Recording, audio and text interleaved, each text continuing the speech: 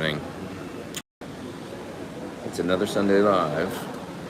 This time from the Cincinnati, Ohio International Airport. I think it's Cincinnati, Northern Kentucky International Airport, technically. Delish. What do we got here? A almond milk iced latte. Some nice Starbucks egg white bites. Delicious. So it tied me over until I get to, where am I changing planes today? Denver. Gotta go to Denver. And I got a little layover there, so I'll eat some lunch. Anybody ever get these things? Starbucks egg white bites, excuse me. Pretty delicious. Good like snack. Tide you over for an hour or two. Not bad. Pure protein. So, we just did the last gig of the summer Five for Fighting Verve Pipe Tour. It was good. Had to weather a little bit of weather, as well as weather a little bit of sound chaos. Some technical stuff, but it was okay. Did I mention Starbucks egg white bites? Pretty good. So rude I get on here and just start eating. You guys don't care. It's all good. So yeah, I didn't think I was going to be able to do this today at this time. But yeah, WKRP in Cincinnati, says BC Rich. I didn't think I was going to be able to do this today. But the flight's just at the right time where I can sit here for maybe at least 50 minutes or an hour or something like that and hang out for a bit. So it should be good. Yeah, so what do you guys want to talk about? I used FlyRig yesterday. Rented a Marshall cab, which is not a great sounding cabinet, I must say.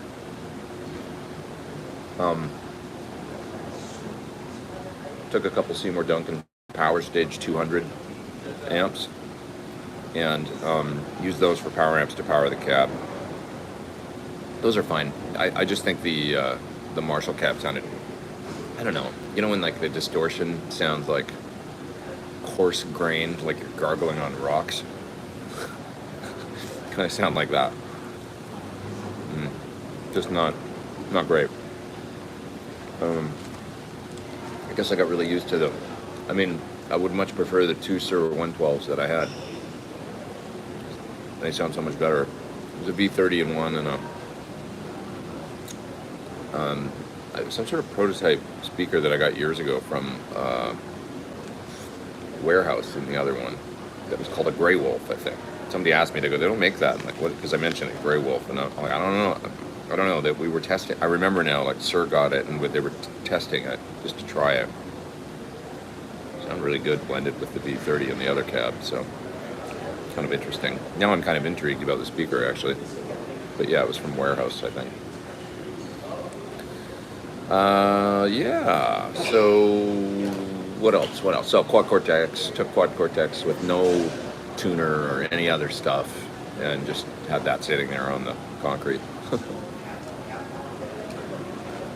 My red Shure Signature, the new one, had a backup Les Paul, which was a nice Les Paul actually. It was just like a Les Paul traditional in the Backline Company.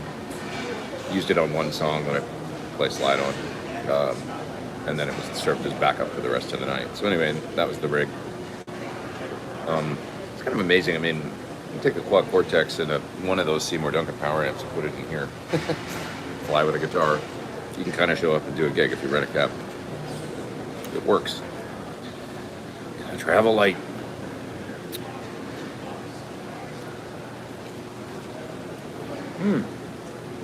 Just delicious. This is breakfast. Bottle of Pellegrino. So I'm in on the sparkling water craze. Everybody's a part of. Why? Here's a question. Why do you select just one tone control rather than two for the guitar? I rarely use a tone control anyway. Sometimes I just roll it back a little bit. And like, I just don't. I'm not really a tone control guy. And like on my other signature guitar, there's just one. Um, on like my Scala Les Paul style guitar, there's only one. If I'm, it's kind of like when I'm playing. If I feel like I want to roll the tone control back, I just do it on the fly for the whole guitar, kind of. If that makes sense. Like occasionally, I mean, I do use it. Kind of contradicting myself, but I do use it during the set on my new guitar. I'll roll it back occasionally on the. Sorry, I'm done eating now.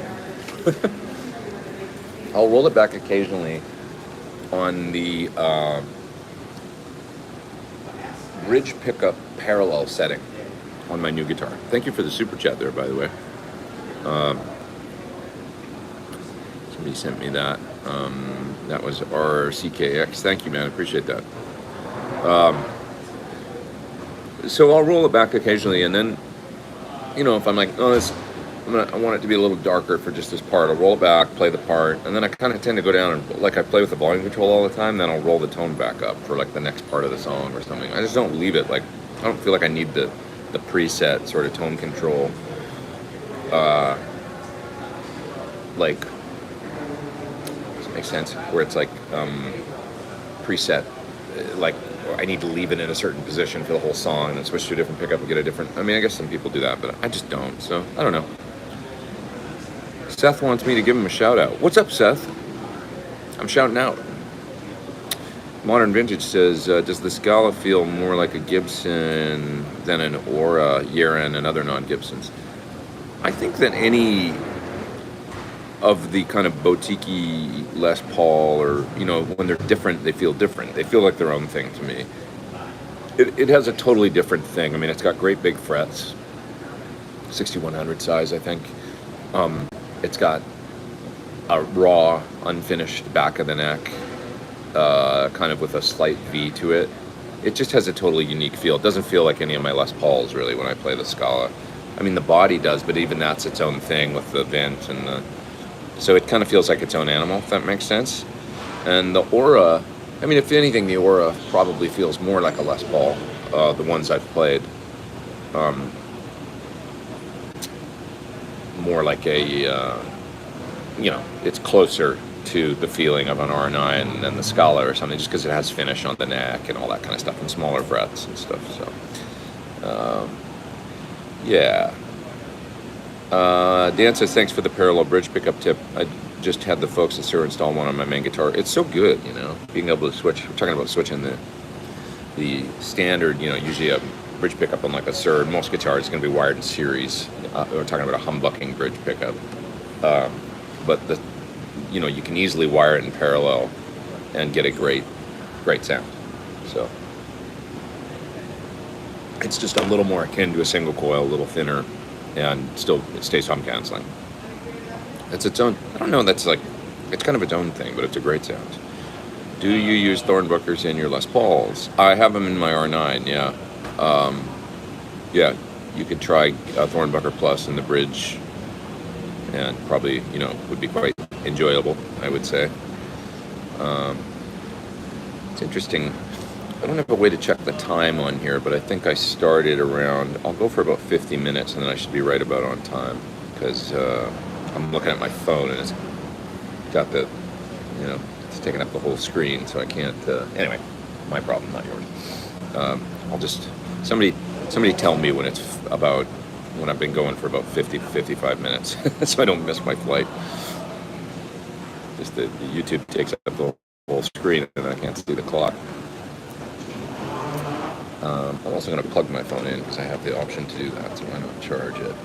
Back to two-tone controls. What about mixing two pickups tone values when you have two tone controls?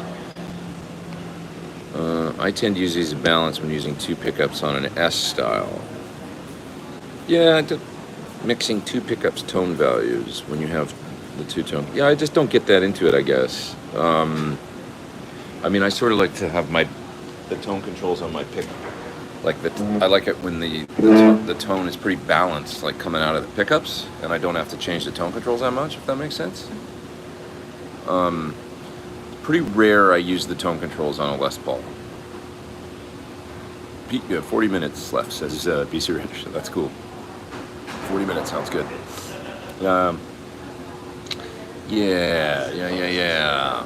So Paul's here, John DeShane's here. Good to see all you guys. Rob's asking about 50 watt Marshalls. Which one do you recommend? It depends what you need. You know, a great workhorse is a DSL 50. I mean, they're actually really good amp for the money, I think. I used one for years as my, you know, it's a good generic workhorse Marshall tone. Nothing wrong with them. The clean channel is pretty good.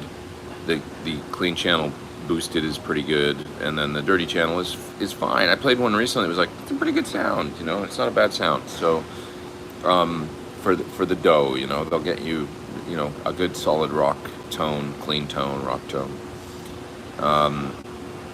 That said, I kind of like, I mean, if we're talking about a new Marshall, the 1987X is really pretty good, you know, for the doing the plexi thing, and with a couple tweaks they can be really great.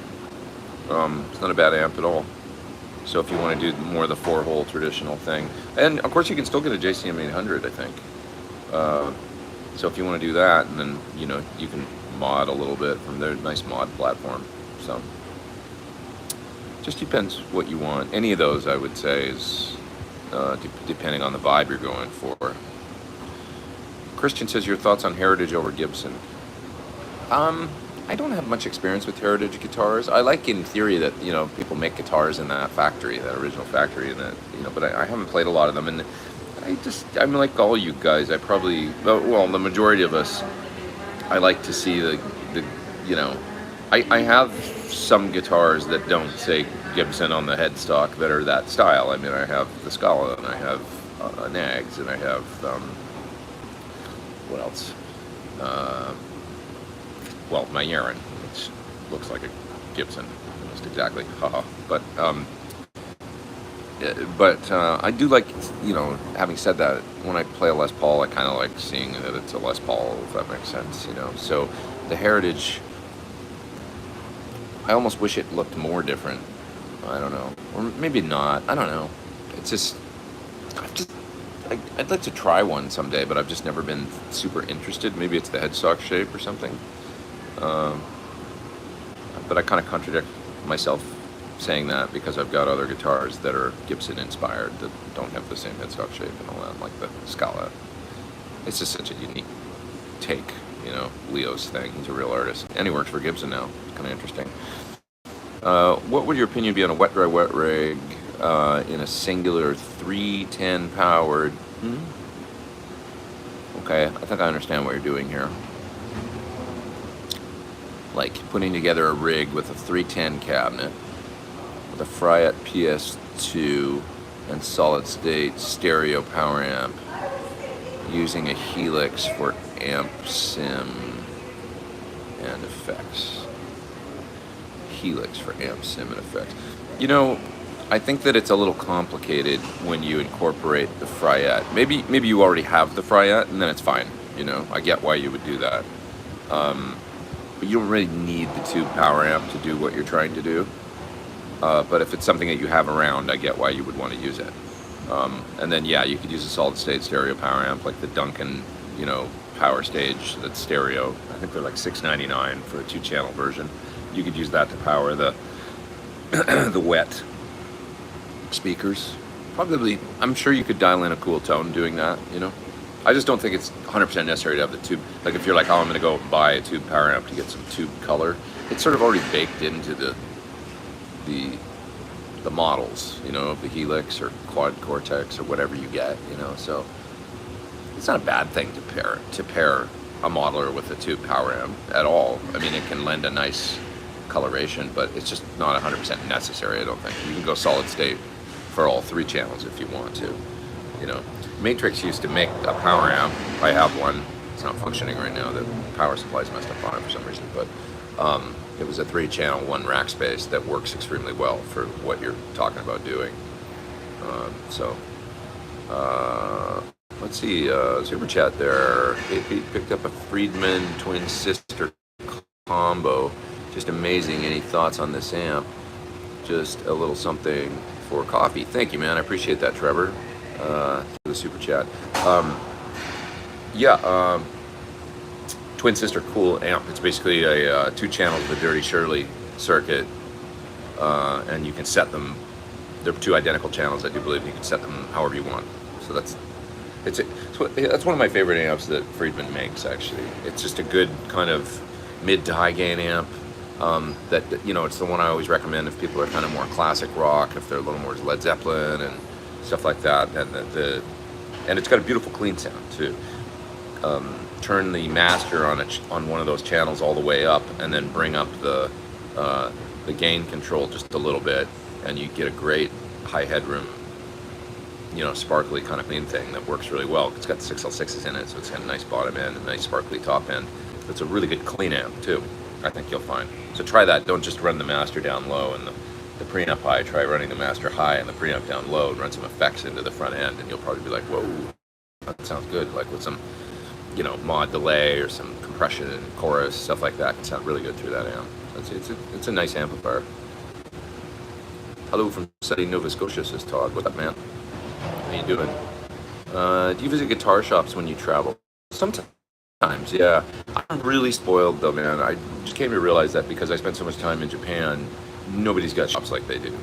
So when I go to shops anywhere, like, there's some nice ones in the UK. I mean, like Peach in the UK is incredible. There's some other ones out there in the world that are, really great. But those shops in Tokyo, man, I mean, kind of universally amazing guitar stores, and and there's a lot of them, like, so they just do it like they're so fun to go to for me. I still love going to guitar stores, but I just got spoiled by Japan, that's all. So yeah, I did visit 30th Street in New York recently though, and that was fun. They moved to a new location, and I had a good rap with a guy in there that recognized me, and we were talking about old Rush and stuff, and just had a good talk, and that's a cool shop. I like that one. I went into I will say this, I went into Rudy's in Soho, and nobody knew who the hell I was in there. Not that I think I'm special, I'm not, but I did get like this kind of cold shoulder salesman treatment that was kind of funny to me, because now I'm going to tell the story on a show and it's going to be out there. The guy was just like, I mean, I really busted ass to get there because I was running late, and I made it there with about 15 minutes before they closed, which is still a lot of time, right? Like, I mean, they closed at 6. I was there by like 5:40, 5:45. So, you know what? I actually was there earlier than that, because now that I think about it, I ran out of there and I bought this hoodie that I have on in a store that closed by 6, which was the Barbados store in Soho. So, in other words, I think I made it by like 5:30, and I stayed till about 5:40, and it took me 10 minutes to get to the store to buy this hoodie, and they actually stayed open a few extra minutes for me. So yeah, so anyway, long story short, I think I made it to Rudy's by 5:30. They closed at 6, and this salesman was kind of following me around the store, kind of, hey man, you need any help? And I was like, no man, I haven't been here for a long time. I thought I'd just come check out the store and stuff. Well, we're gonna be closing soon, so like, just kind of like, letting you know, like, and I was like, what the fuck is that? Seriously, it was just so lame to me, and so I wasn't too impressed with that. So Rudy's, don't be douchebags. When people come in your store, you let them know when it's, if the store is closing at 5:55, not at 5:30. Give them some, like, it's just that store kind of has a reputation, I think, for being a little, I don't know. Anybody visit Rudy's? Anybody got anything to say about it? Next time I come in, I expect a little nicer treatment, and as everybody should. It just, the guy was he was just standoffish, and it wasn't cool. So,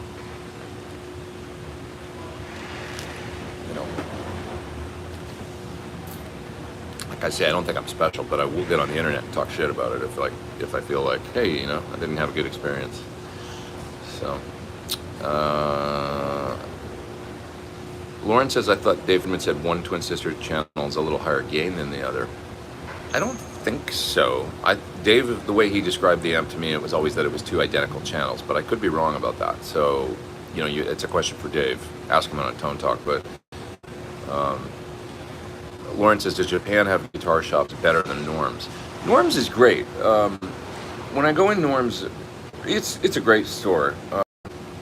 It's a legendary store. A lot of the cool vintage stuff, I think, is generally in the back.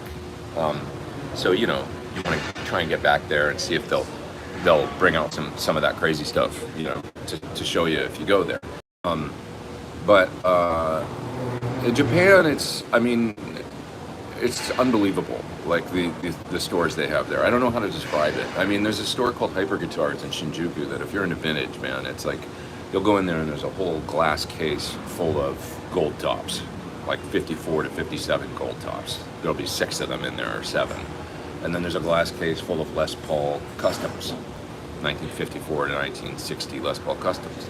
There'll be a Flying V under glass, a real one. There'll be, like all on display, really beautifully displayed, A lot of SG Juniors, a lot of Les Paul Juniors, like a whole wall of P basses and jazz basses. And it's just like an exceptional amount of guitars. If you're into new stuff, you go to the Ishibashi store, and it's just like the wall of there must be 60 Gibson R7, R8, R9, and RO guitars on the wall. Like you're like, how can there be enough guitar players to buy all these guitars? It's just the stores are unbelievable, So it's hard to compete with that, the level of just incredible. But anyway, any thoughts on a wet rig or singular 3-tint? Oh, I already answered that one. Sorry, I'm way back in the chat. I'm gonna go down to the bottom of the chat, guys. I'm on my phone, so it's a little hard to read the chat today. I try not to miss the super chats. George Bones sent me a super sticker thing. Thank you, man. I appreciate that. That'll help buy me some lunch and when I get to my connection, or an early dinner. Yeah, see, Dan says, haven't been to Rudy's since 1998. Had a similar experience back then. Yeah. Scott says, I would have asked him, having a bad day, or are you new? Yeah, it's just kind of like, I just don't, when I go in a store, it just, there's too much internet now. You can't kind of screw people around, you got to be like nice and cordial and stuff like that, because people are going to get on Yelp, they're going to get on whatever, they're going to get on here, they're going to complain. So I just thought, he wasn't like an out and out jerk, but he just kind of like, hey man, so you need any help? No, I'm just taking a look around right now, just kind of, it's great to be here. I was like, we're smiling, like whatever, and he was like, well, we're going to be closing up soon, so just letting you know. At 5:30. Like, okay, thanks a lot.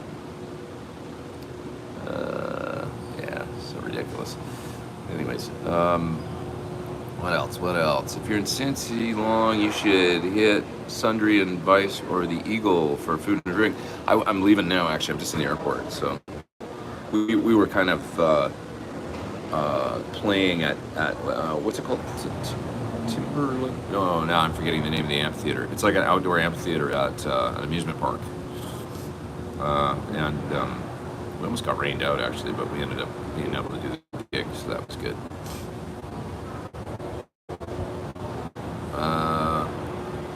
Seth wants me to do a Beat It cover by Michael Jackson. In the airport?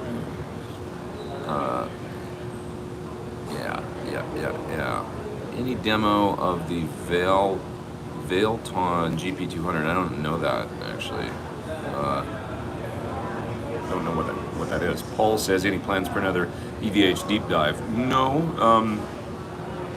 Man, I haven't really, to be honest, I haven't been doing much Van Halen playing or anything or exploring in the last year. After I did that show with Mitch and I made those EVH deep dive videos, I just kind of like started doing other things for a while. I'm like that sometimes. I need to step away and then do other things,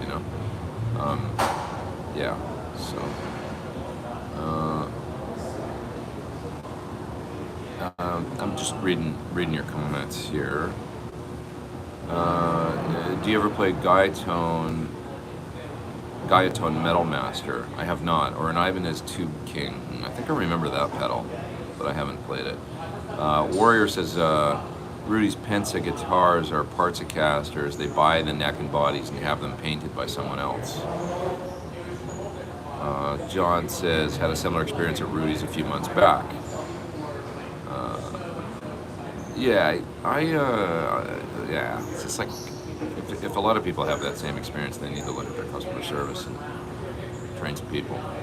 I bet they're open all hours in Japan, says Naive Steve. They stay open late. You know, the funny thing about Japan, it's a real hard-working culture, and they're known for that, but they don't actually open that early. Like, it's not like they're open at, 10 a.m. or something. Most of the music stores will open around 11, and then they'll be open till maybe 8 or 9 or something. So it gets a long day, but just kind of shifted later, the shopping day. Yeah, you should have asked if they carry Sir guitars and amps, says Dan. That's funny. Yeah. Lawrence says, when you go to a store, you should be actively welcome. If not, that says they don't need your business. Yeah, I'm sure they don't. I mean, Rudy probably doesn't need anybody's money, whatever. But, let's see. Ever mess around with plexis through 10-inch speakers? Not really. Most of my experience with 10-inch speakers has been, well, I have a little Marshall 110 cabinet that's really cool. That has a greenback 10 in it. I like that. But other than that, like 410 Basemans, which I've used as rentals on some gigs and stuff. I like 10s. They're fast and they sound good. They're fast attack, and they're just cool. I mean, my very first Marshall cabinet was a 410 with my MOSFET amp in the 80s, and I played lots on that. You should have played Stairway to Heaven at Rudy's. Ben says you can order the Grey Wolf. Okay, good. Yeah, somebody told me that they didn't know what it was and that they didn't think they had a speaker called that. And I thought, maybe it was a prototype and I shouldn't have brought it up. But yeah. Pooh Ninja says favorite airport beverage. Well, right now I'm drinking a almond milk latte with the blonde espresso. If you guys go to Starbucks, the jam is to get the blonde espresso. It's like more medium roast. Oh yeah, and it doesn't taste as burned. It's really good. I like it actually. There's a super chat. A couple of them actually. Merkava 2099 says, is the bridge pickup on your new Sur closer to the neck? No. It just looks that way with the pickguard. Yeah, it's exactly the same as their standard sort of geometry for a bridge pickup. So nothing different about where we put it on the new guitar. Some people have said that they think it looks further from the bridge, but it's not. If you measure the distance from the pole piece to say the bridge saddles, it's the same as what John's always done. He's got a very specific place that they put the bridge pickup that they've always done. So considering replacing my Duncan JB with the Thorn Booker, trying to get away from the cocked wah mid-range honk. Yeah, that is a good, do the September Fire with the super chat there. You'll be happy, I think. It's a more open sound, less of the mid-range honk. Some people like the mid. The mid thing is cool for playing lead and stuff, but it kind of paints you into a corner of that one-trick pony. And you can get that out of something like if you just want to get that sound, get a Sir Coco boost and use the mid boost on it. You can dial it in to do that thing on top of, the pickup, and it'll give you that great. I love the Coco boost for that mid thing. Cuts for leads, it's just great. But I like the JB's a classic pickup, but it's a bit of a one-trick pony. Hit a Marshall hard in the front end, get that thing going. That's kind of what they do, and that's it. There's not a hell of a lot of a versatility as far as a clean thing, unless you tap it. I guess you could do that and probably get a cool, cleaner sound out of it. Thanks September Fire and Merkava for those super chats. Appreciate it. So for those just joining or wondering where the hell I am, I'm in the Cincinnati, Ohio airport. Just getting ready to fly home back to LA. Yep. Scott says Starbucks has always burned their coffee. Yeah, but if you try that's my number one thing. My number one tip this week isn't going to be a tone tip. It's going to be a coffee tip. Just if you order anything from Starbucks, tell them you want the blonde espresso. Otherwise, they'll make it with the dark espresso. But if you get the lighter espresso, it's like, oh, that's pretty damn good actually. Not bad. So I'm not into the burn thing either. Do people stop you in public to chat or to get autographs, says Bill? No, not really autographs, but photos sometimes. And it's generally like, hey man, what's going on? Hey, I bought this pedal because I watched your Sunday show. Or I saw your demo. You know, so I love it. I love meeting other guitarists and folks that are just stoked about guitar. And, but yeah, that happens pretty often. Some of the metal dudes are using 15-inch speakers combined with 12, usually in amps these days. Omega Ampworks makes those. Yeah, the companion cabinet that goes with the Butter Slacks amp, which is the Mastodon fellow, his amp, Bill Friedman, it's got 15s, or maybe it's two 15s and two 12s or something, I can't remember, but the 15s go in there. Cool, you know, it's different. The only time I've ever used 15s for guitar, man, is like a vibro reverb, which is the Stevie Ray Vaughan trick, you know, and there's nothing like playing an old Strat through a vibro reverb, like a vintage one, or even that reissue one, pretty cool. Like, it's instant ticket to SRV. Yeah, it's really cool sounding. It's just like, you can play the chords to Lenny or whatever, and you're like, oh my god, there it is. That's the sound. It sounds really great. Now you just have to practice, and you'll probably never get there, because none of us ever will. That guy was so amazing. David says, I found out you'll be in Mannheim, Germany in September for Guitar Summit. Looking forward to that. Anything else planned in Europe? Man, I'm so behind on actually planning for Europe. Like, I have a week until I go, and then I got to fly to London and then go to Malta to do this gig, which is crazy, but in the Mediterranean. So I'm going to do a classic rock show gig in Malta. TV show in London, then go to Malta, do a gig there. Then I go, then the Guitar Summit thing sort of starts, and I'm going to go to France for a minute and stuff and do, but mainly I'm going to make a vacation out of it, I think. So that's what it's starting to look like. Yeah. What else we got here? Let's see. Have you done ear training exercises as part of your practice routine? Says she loves the night. You know, I did back when I was going to music school. I used to use this computer at MI that would play intervals and play chords and stuff, and then you'd have to name them. It was like a simple, like, kind of primitive computer game, but it worked really well. I was able to train myself in intervals, and you know, after like a month or a month and a half, I was like naming like intervals way above an octave, and I could nail it usually most of the time, like up to 2 octaves. So it plays the root pitch and then plays like a ninth, or, you know, flat 9, or, you know, whatever, all the way up above, you know, extending 2 octaves and stuff. And it was really good for my ear, I must say. So I did do a little bit of that, yeah, at MI.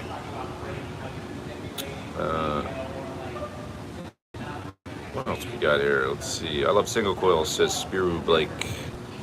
In my Strat, I have Texas Specials, and I find them round and full, but not snappy and percussive and sparkly as I'd like. Which ones do you recommend?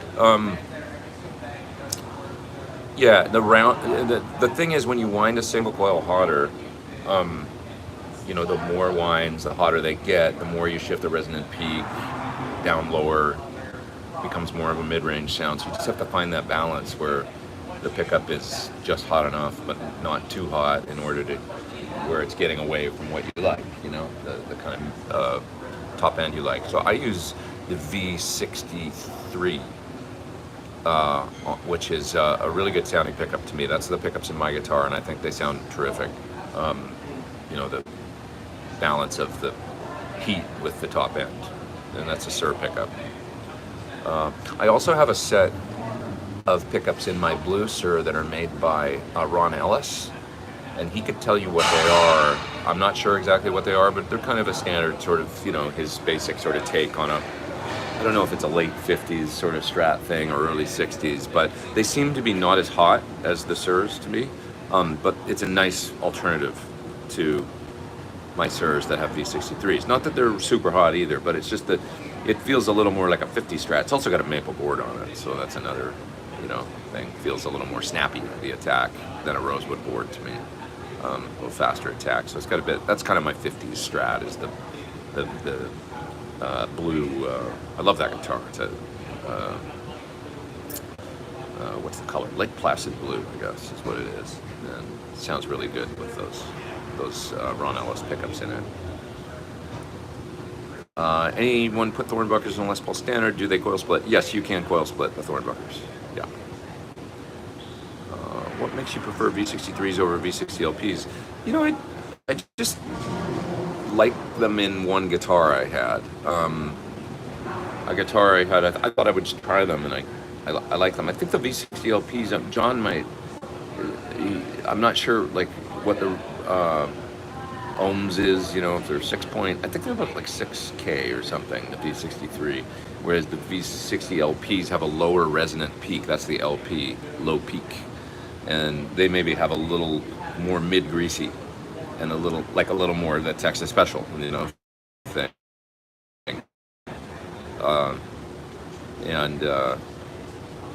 Yeah, so, you know, maybe it's just it's that balance of heat and twang that we were just talking about. Suggestion for high headroom grab and go 112 combo with an effect loop.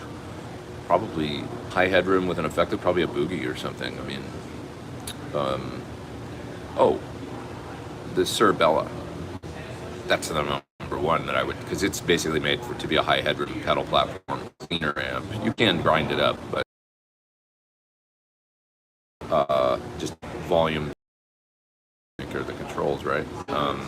And it's got a great effect loop in it, and that's a terrific one. So, and it's not too either, even though it's 50 watts and 112. Okay, what else we got? Somebody said the Dark Duck. Yeah. Starbucks Dark Rust is burned, and I don't like it either. So, Charbucks, that's good. Yes, Symmetry, SMY Tree. Not sure how you say your name, but yeah, that's funny. Charbucks. It is kind of charred tasting. I got about another 15 minutes or so, guys, and then I should split and make sure I'm not going to miss my flight. Let me just see if I can check the time on my phone here while I'm... no, I guess not. Can't close this, or just have no idea what time it is right now. I kind of know, but, you know, when you're in the airport. I'm just going to check. 1 second. Give me a second so that I don't miss my plane.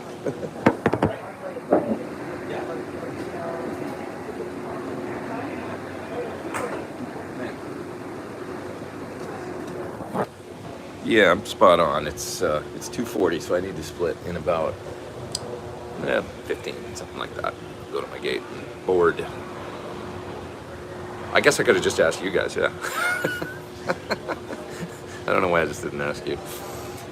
Anyways, okay. What else we got here?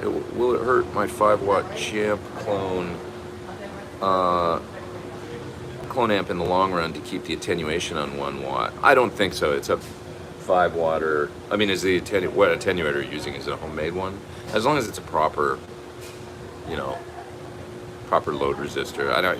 You don't hurt an amp. You just basically,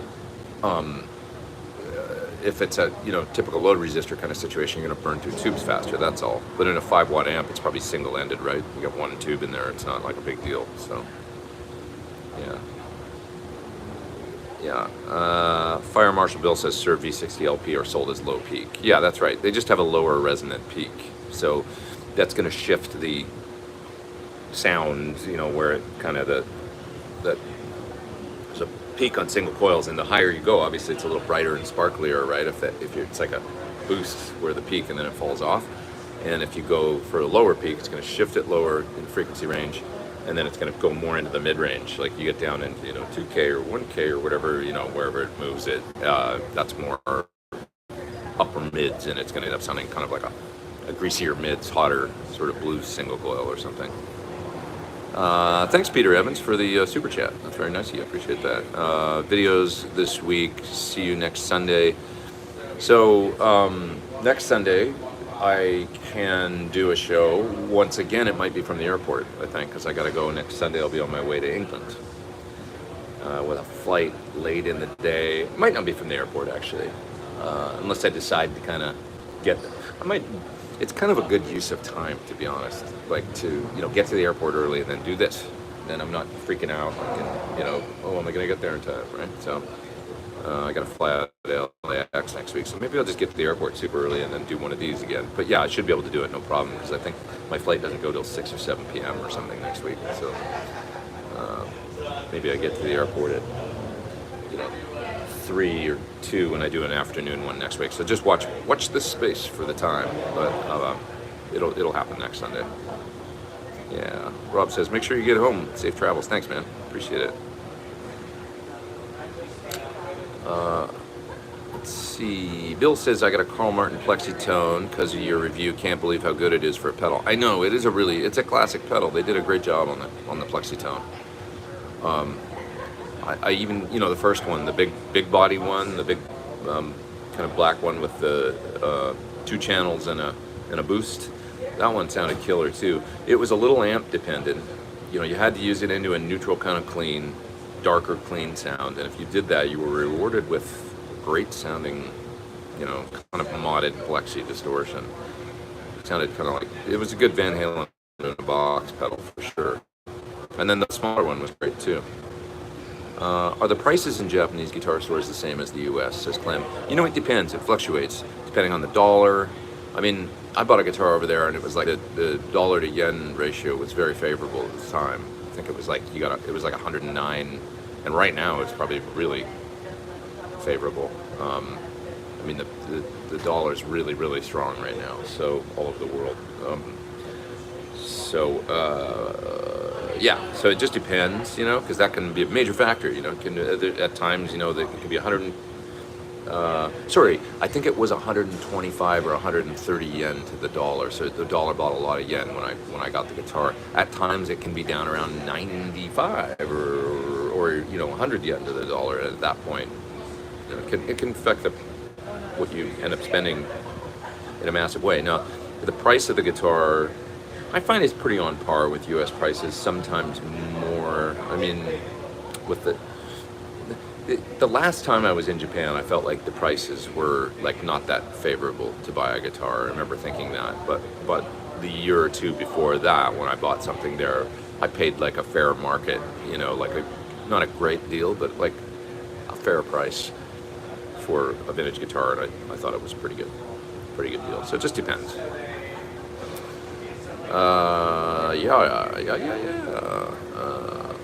Let's see. What happened to? I just got home from being on tour for a month. Yeah, sorry to be confusing, Buzz. I actually ended up having a one-off this weekend. So basically it was like there was a 1 gig left in our tour, but it was a week after the body of gigs that we did, so they sent us all home. We all went home, you can't stay out here for a week. Nobody wants to do that. So, and then we treat it as a one-off, fly back out to do the one show and, that kind of thing. So, had one more proper show in the tour. Dollar exchange is 108.103 at this moment. So is that like, you mean you get 108 yen to the dollar? Is that what it is? Something like that? Over 200 likes. Yeah, hit the thumbs up if you're having fun watching my crazy, discombobulated Sunday airport show. I appreciate it. Anyone know the difference between EVH 5150 6L6 and the EVH Stealth 50? Yeah, there's so many different models now. That's a good question. I would like to know the difference. When I had one, there was the 100 watt, or yeah, I think it was 100 watt, right? 6L6 affair. A lot of different ones out now. Following from last week, says JJ Kane, I discovered Satriani used the AT4050 and a 57 live with Chickenfoot greenback cab with the PV heads. That's interesting. That's exactly what I like to do now. Greenback cab with a 57 and a 4050. So it wouldn't surprise me if the sound guy, whoever it is, turned them on to that, because they're a favorite of live sound engineers, those 4050s. That's how I discovered it, was originally hearing it at a B-52s show, when a band I was opening for the B-52s with, their guitar player had a couple AC-30s, both mic'd with 4050s, and I was like, damn, that sounds good in the PA. Like, the guitar tone was just great, and that was my first exposure to a 4050. So I thought, if that works live, it's going to work in the studio.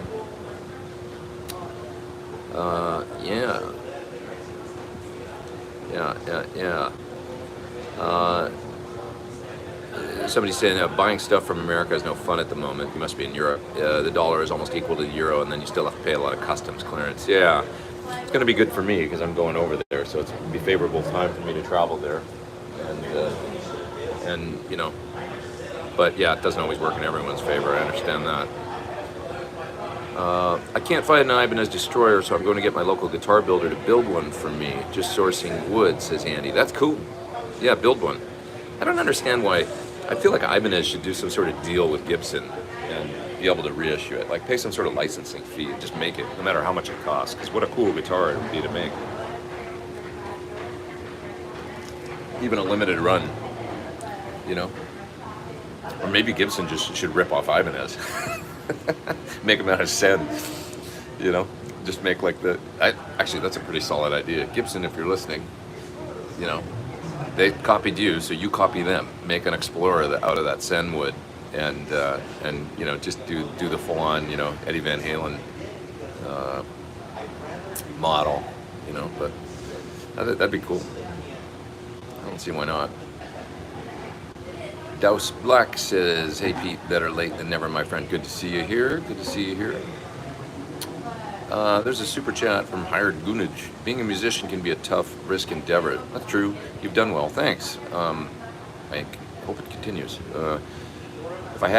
If it hadn't panned out, what do you think you'd be doing? You know, I kind of had this, like, I'm interested in medicine, and there's a part of me that thinks I maybe would have ended up going to med school or something. Possibly, you know.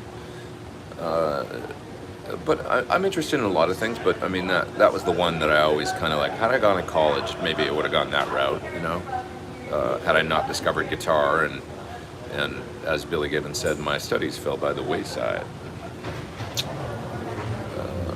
Have you ever tried the AT4047? No, but I know of it. It was kind of like a slightly cheaper version of the 4050, I think. Like, I don't think it had... Did the 4047 have switchable polar patterns? I think it was kind of like a 4050 in some ways, but without as many options, you know, the pad and the polar patterns. I could be wrong about that. Maybe it's got a pad on it, but I seem to remember it was a cardioid kind of version of a large diaphragm condenser, whereas the 4050 has some options. Are you doing any reviews or shop visits in the UK? I won't have a lot of time in the UK. I'm not going to be there for long. So we're doing a morning television show. So I'll probably just be doing that and then headed to Malta right after that.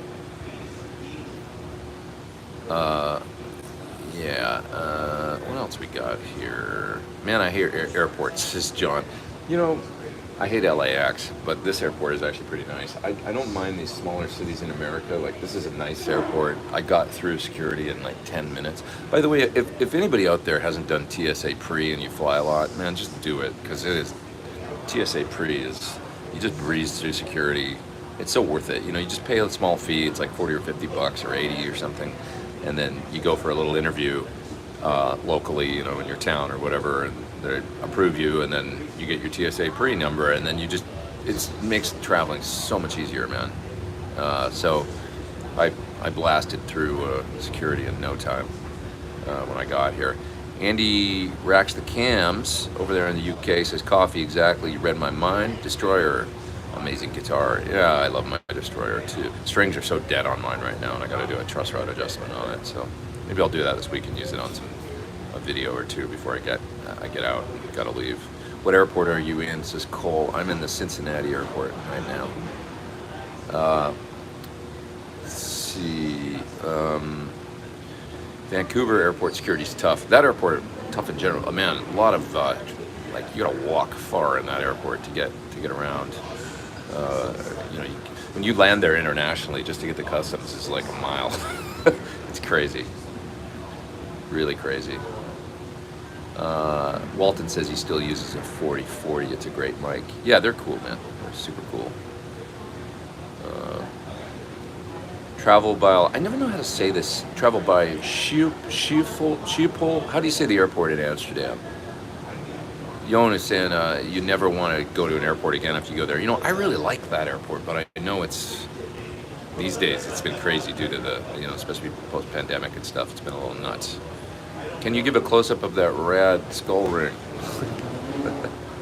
It's from the Great Frog. Great Frog in London. There's one in LA and one in London. Cool store. Clocks and Colors is another one that has a lot of cool clocks. Looks for Clocks and Colors. They make great. They made this. They do a lot of cool, great jewelry. It's like a North Star. Them and the Great Frog, kick-ass jewelry. How would you describe a diesel VH4? To my PT&B, it feels and sounds far, slow, filtered. Yeah, sort of muffled. Yeah, it's a stiffer, heavy filtering kind of amp, but that third channel on it is legendary. You know, and like the Tool thing blended with, if you blend it with a Marshall, God, what a sound that is. You know, he would either blend a dual recto or the diesel with a Marshall, and that's just a killer sound. Just gonna settle up with you. Gotta run. I just had a Pellegrino. Thanks, guys. That's it. Yeah, appreciate it. I'll give you. Yeah, thank you very much. Another couple super chats here, and then I gotta run to the. Gate. Get on my plane. But yeah, modern vintage. I mean, it's all about that channel 3 to me on a